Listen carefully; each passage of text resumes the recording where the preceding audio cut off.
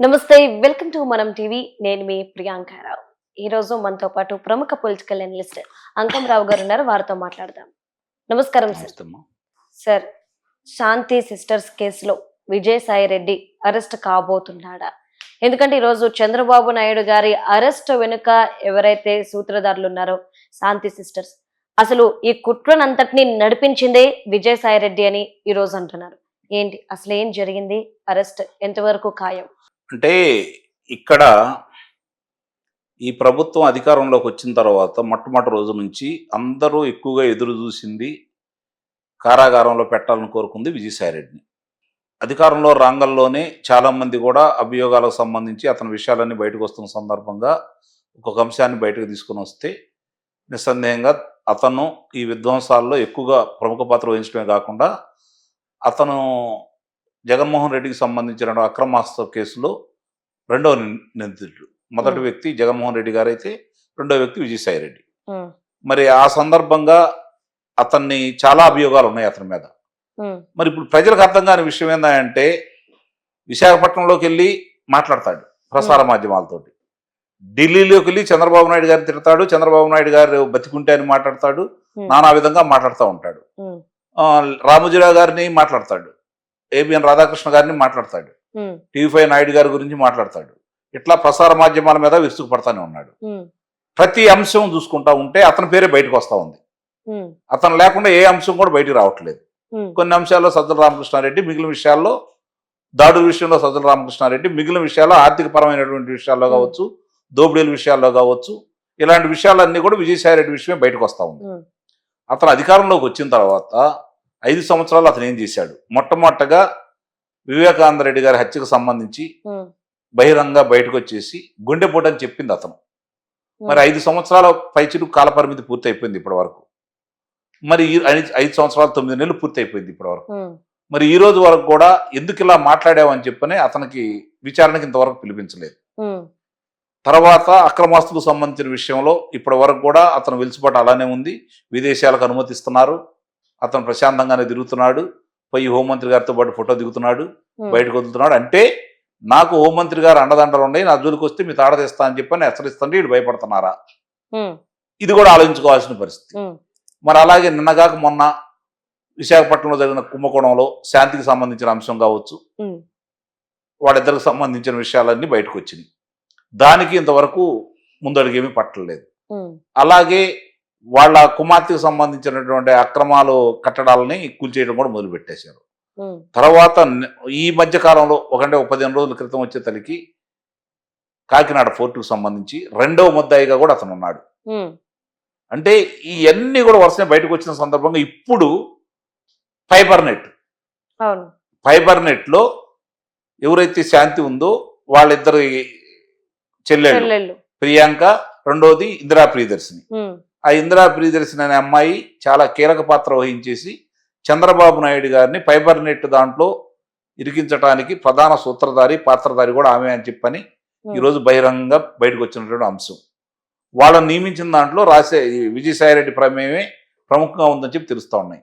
ఇన్ని అభియోగాలు తెలిసిన తర్వాత అతను బయటకు వచ్చేసి సవాళ్ళు విసురుతూ దుర్భాషలాడుతూ ఉంటే అతను చూసి భయపడుతున్నారా, లేతే అతను ఏదో చేస్తాడని చెప్పని మీకు ఏదన్నా ఏకోశానం ఏమన్నా ఉందా, లేదంటే ఎవరైనా అతను రక్షిస్తున్నారా అని చెప్పని ఈరోజు ప్రజలందరూ కూడా దీని మీద తీవ్రంగా చర్చించుకుంటున్నారు. నిస్సందేహంగా కూటమికి ఇది అంటే వాడు ఏం చేస్తున్నారని తీసి పక్కన పడేస్తే వివరణ లేకపోవటం, సరైన విధంగా పురోగతి లేకపోవడం అతని విషయాల్లో చూసి చూడనట్టు వదిలిపెట్టడం వల్ల, అంటే మీరు ఎవరిని ఏమి చేయరా, మేమే పిచ్చాళ్ళమా, వాళ్ళ కోసం పోరాడాలా, మీకోసం కొట్లాడుకోవాలా, మీరు మాత్రం అధికారంలోకి వచ్చిన తర్వాత తప్పు చేసిన వాళ్ళందరికీ శిక్షలు లేకుండా చూస్తారా? కళ్ళ ముందు వరుసనే కనపడతా ఉన్నాయి చాలా ఉదంతాలు విజయసాయి రెడ్డికి సంబంధించినవన్నీ కూడా. స్వయానా చంద్రబాబు నాయుడు గారిని అదుపులో తీసుకోవడానికి అతను చేసిన ప్రయత్నాలు ఇప్పటికీ మాట్లాడుతున్నాడు కదా. మొన్న మళ్ళీ ఆయన బతికుంటే మేము అధికారంలోకి వస్తే అధికారంలోకి వస్తాం, ఆ పాటికి ఆయన బతుకుంటే మరి ఎన్ని మాట్లాడుతూ ఉన్నాడు కదా. ఎందుకు ఉపేక్షిస్తున్నారు? ఏమిటి అతనిలో ఉన్న ప్రత్యేకత ఏంటి? అతను ముట్టుకుంటే మీకు ఏదన్నా కరెంట్ షాక్ కొట్టిద్దా? అంటే భయపడుతున్నారా? చూస్తూ ఉంటే భయపడుతున్నట్టే ఉంది. అవును. సార్ అంటే ఈ శాంతి సిస్టర్స్ ఎవరైతే ఉన్నారో మీరన్నట్టు ప్రియదర్శిని, ప్రియాంక వీళ్ళ అపాయింట్‌మెంట్ కూడా కేవలం ఒక అవును. వాట్సాప్ చాటింగ్ అంతే లోనే అవును. అయిపోయింది అనేసి అవును. అంటున్నారు. అవును. వాస్తవమేనా? సక్రమంగా జరగలేదు అది. ఆ! అది కూడా అందుకంటే ఇప్పుడు జీవీ రెడ్డి గారికి సంబంధించి హ్మ్. న్యాయవాది హ్మ్. ఆయన.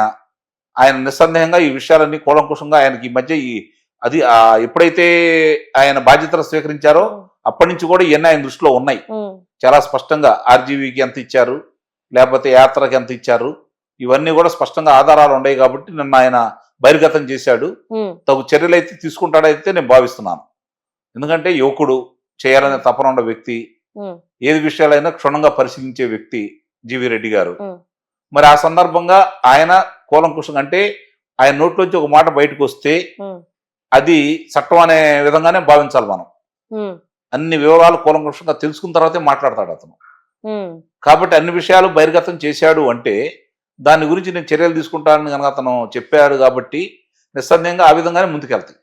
హ్మ్. వాళ్ళిద్దరికీ అనుమతులు అంటే చట్టపరంగా లేకపోతే మామూలుగా ఈ ఉద్యోగంలో తీసుకునేటప్పుడు తీసుకోవాల్సిన నియమ నిబంధనలన్నీ పక్కన పెట్టారు. వాళ్ళిద్దరినే కాదు, హ్మ్. చాలా మంది ఎంతమంది ఉన్నారో కూడా చెప్పాడు. 1100 మంది చిల్లరని హ్మ్. తీసుకోవడం కూడా జరిగిందని చెప్పాడు. వీటన్నిటిని కూడా ఆయన బయటికి తీసుకొచ్చేసి ఎన్ని కోట్ల రూపాయలు నష్టం వచ్చింది కూడా చూపించాడు. హ్మ్. వాళ్ళకి అదనంగా నెలకి ఎంత అవుతుంది, 3 కోట్ల రూపాయలు చిల్లర వాళ్ళకి వేతనాలు చెల్లిస్తున్నారని చెప్పని. హ్మ్. వాళ్ళు అందుట్లో పనిచేసే వాళ్ళు కూడా కాదు, హ్మ్. అనవసరంగా తీసుకున్నారు. ఈ భారం అంతా కూడా ఇప్పుడు ఒక్క విజయసాయి రెడ్డి మీదకి వేయాలా, ఇది ప్రభుత్వం మీదకి వేయాలా, గౌతమ్ రెడ్డి మీదకి వేయాలా, ఎవరి దగ్గర నుంచి రికవరీ యాక్ట్ ప్రకారం, రెవెన్యూ రికవరీ యాక్ట్ ప్రకారం దాని హ్మ్. మీద తగు చర్యలు తీసుకునే విధంగా జీవీ రెడ్డి గారు ముందుకెళ్తారని అయితే నేను భావిస్తున్నాను. అంటే నాకు ఒక్క విషయం అర్థం కాలేదు సార్. ఇటు పిఎస్ఆర్ ఆంజనేయ గారి విషయం. అంటే ఒక ఒకటి ఆడవాళ్ళని ఇబ్బంది పెట్టిన కేసులో ఉన్న వాళ్ళని ఏమి చేయట్లేదు. ఆడవాళ్ళని అడ్డు పెట్టుకొని నాయకుల్ని అరెస్ట్ చేపిస్తూ ఒక డ్రామా క్రియేట్ చేస్తున్న వాళ్ళని ఈ ప్రభుత్వం ఏమీ చేయట్లేదు.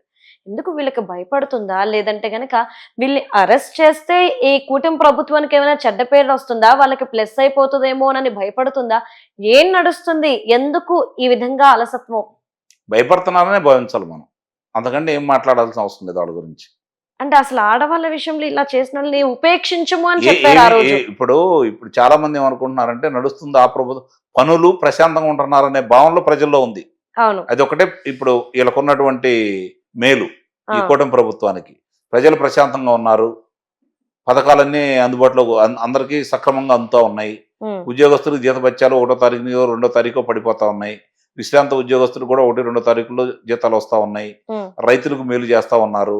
హ్మ్. పనులు మొదలు పెట్టేశారు. పరిశ్రమలు వస్తున్నాయి. ఇది వీళ్ళకి సానుకూల అంశం హ్మ్. ఈ ప్రభుత్వానికి. కానీ ఇలాంటి వ్యక్తులకి దోపిడీ చేసిన వాళ్ళు, దొంగతనాలు చేసిన వాళ్ళు, కళ్ళ ముందు కనపడుతున్న వారు, హత్యల్లో ప్రమేయం ఉన్నవాళ్ళు, హత్యలు చేయించిన వాళ్ళు, హత్యలు చేసిన వాళ్ళు, వాళ్ళకి వెలుసుబాటు రావడం మాత్రం తీవ్రంగా బాధపడతా ఉన్నారు. హ్మ్. ముఖ్యంగా శ్రేణులు. రెండోది ఆ రోజు ఆ ప్రభుత్వంలో ఉండి వీళ్ళ మీద దౌర్జన్యాలు, దాడులు చేయించిన వాళ్ళు, చేసిన వాళ్ళు, హ్మ్. మళ్ళీ ఈ ప్రభుత్వం మానంగంలోనే సొక్కాలు మార్చుకొని వచ్చేవాళ్ళు ఈరోజు పక్కన కూర్చొని వాళ్ళే మళ్ళీ పెత్తనం చేస్తుంటే కూడా సహించలేకపోతా ఉన్నారు. హ్మ్. ఇంకా చేరికలు జరుగుతూనే ఉన్నాయి. ఇది జీర్ణించుకోలేకపోతా ఉన్నారు. అది ఒకసారి వాళ్ళు కూడా తీవ్రంగా ఆలోచించుకోవాలి. శ్రేణుల్ని, ప్రజల్ని తక్కువగా అంచనా వేస్తే మాత్రం మూల్యం వాళ్ళే చెల్లించుకుంటారు. ఓకే. దాంతో పాటు రాష్ట్రం కూడా దెబ్బతింటది. హ్మ్. చంద్రబాబు నాయుడు గారు అనే వ్యక్తి బలంగా ఉంటేనే రాష్ట్రానికి చాలా ఉపయోగం. హ్మ్. ఆయన బలహీనపడితే రాష్ట్రానికి చాలా ఏం జరిగిందో మనం చూసాం 5 సంవత్సరాల్లో. హ్మ్. మళ్ళీ అది గనక పునరావృతం అయితే వీళ్ళేదో కళ్ళగంటున్నారు చాలా మంది. హ్మ్. మాకేం కాదు, ఈరోజు వాళ్ళని రక్షిస్తున్నాము, హ్మ్. రేపు వాళ్ళ అధికారంలోకి వస్తే మమ్మల్ని రక్షిస్తారు అని చెప్పి హ్మ్. భావిస్తున్నారు. వాళ్ళు అలాంటి వాళ్ళు కాదు. వాళ్ళు గతంలో ఏం చేశారో చూశారు. హ్మ్. మీరు ఒక్కళ్ళు కూడా ప్రాణాలతో ఉండరు. చెబుతున్నాను నేను, హ్మ్. గుర్తుపెట్టుకోండి. ఎందుకంటే వాళ్ళకి తెలుసు. మళ్ళీ అధికారంలోకి వస్తే ఏం జరిగిద్దో తెలుసు. అవును. కాబట్టి వాళ్ళు, వాళ్ళు ఏం చేయాలో అదన్నీ చేస్తారు. హ్మ్. అది మాత్రం గమనించుకోండి. Okay. Right. Thank you so much sir.